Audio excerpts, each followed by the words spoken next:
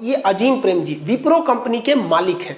इनके पिताजी थे मोहम्मद हसन प्रेम जी थे। जब देश का विभाजन हुआ ना तो मोहम्मद अली जिन्ना जो पाकिस्तान के थे उन्होंने कहा कि मोहम्मद हसन प्रेम जी आप भारत छोड़ दीजिए, आप पाकिस्तान में आ जाइए क्योंकि विभाजन हो गया है, बहुत से लोग उधर से यहाँ चले हैं, आप भी चले आइए। इन्होंने उसको ऑफर ठुकरा दिया। उन्होंने कहा कि अगर आप पाकिस्तान आ जाएंगे ना तो हम आपको यहाँ का वित्त मंत्री बना देंगे, फाइनेंस मिनिस्टर। बावजूद इसके इन्होंने इस ऑफर को ठुकरा दिया। उन्हीं के बेटे हैं अजीम प्रेम जी। आज आपको विश्वास होगा ये पर दिन हर एक दिन ये 22 करोड़ रुपए दान देते हैं। 22 करोड़ रुपए दान देते हैं। हमारे देश की विप्रो कंपनी, इन्फोसिस, टीसीएस, ये इतनी जबरदस्त कंपनियां जो अमेरिका के सॉफ्टवेयर कंपनियों को टक्कर देती है। आप देखिए इनका क्या धन कम हो जाता है? नहीं हो जाता है। देखिए जैसे एक कंपनी का मालिक होता है ना, वो कंपनी में अगर कोई चीज का प्रोडक्शन कर रहा है तो डायरेक्ट वो कस्टमर को नहीं बेचता है, वो होलसेलर को दे देता है और होलसेलर से कहता है कि तुम कस्टमर को देते रहो, कस्टमर को देते रहो। तो जो होलसेलर कस्टमर को ज्यादा देता है ना, कंपनी उससे बड़ा खुश रहती है और उसको सप्लाई देते रहती है तुम और बांटो और बांटो। और जो होलसेलर सामान को रख लेता है और कस्टमर को नहीं देता है ना, कंपनी उससे चिढ़ जाती है, कहती है कि ये ठीक नहीं है, अब दूसरा हम लोग को होलसेलर देखना चाहिए। यही होता है ऊपर वाले के साथ।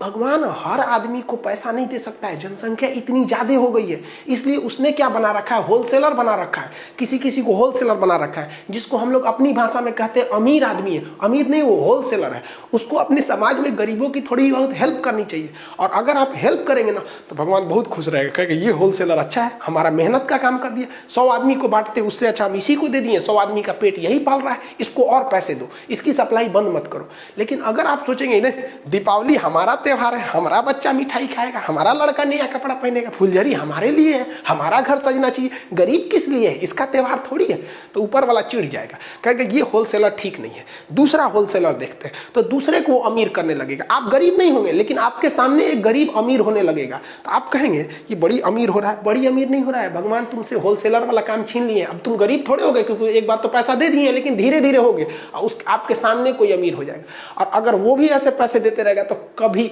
याद रखिए, अगर आपसे किसी का परिवार जुड़ा हुआ है, रोजी रोटी जुड़ी है, तो ऊपर वाला इतना निर्दयी नहीं होता है, कभी नहीं छीनेगा। आपके सामने एग्जाम्पल है, हर दिन 22 करोड़ रुपए देने वाला आदमी, सोचिए साल भर में ही पैसे देते हैं। भारत में सबसे ज्यादा दान देने वाले व्यक्ति, अगर ये दान नहीं देना तो मुकेश अंबानी से आगे निकल जाएंगे। पिछले साल 35,000 करोड़ रुपए दे दिए थे, 3500 करोड़, हजार नहीं, इतनी ज्यादा। और महिलाओं की शिक्षा के लिए, और इतनी शांति से ये दान देते हैं ना कि कोई हल्ला उल्ला करके नहीं देते हैं, और इनकी पूरी फैमिली सब में आगे रहती है। तो आपसे भी हम कहते हैं कि ऐसा काम कीजिए ना कि ऊपर वाला चाह के भी आपको खुशहाली आपसे छीन ना सके, क्योंकि वो जानता है कि आपसे लोग जुड़े हैं, तो वो लोगों के लिए आपको खुशहाल रखेगा।